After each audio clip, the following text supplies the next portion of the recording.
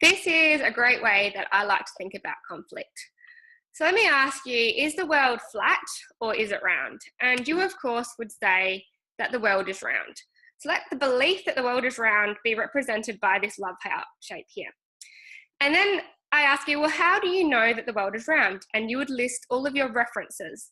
And these have come from your environment and your experiences known as your conditioning. So you might say things like, my mum and dad told me, my teacher told me, scientists have proven it, I've seen pictures in space, I've flown around it, and you would list all of the reasons or your references to the belief, to your belief that the world is round. Now, we of course know that the world is round, that is a fact. And the difference between a fact and a belief is a fact is something that you can't change, it's a fact. Whereas a belief is something you can change because it is just a belief that you decided on. So when it comes to conflict, let's say that these two people are having a conflict because they support different teams.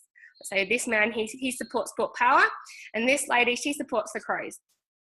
And the reason why they have these beliefs, if we were to use the example before, is based on their conditioning, from their references, because maybe this man's family does, all the people he knew, and so he grew up with a love of Port Power.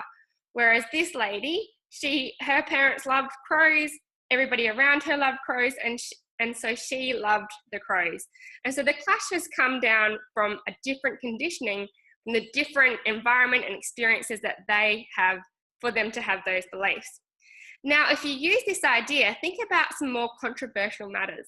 So things like religion, things like vaccinations, things like should women be allowed to breastfeed in public, things like gay marriage.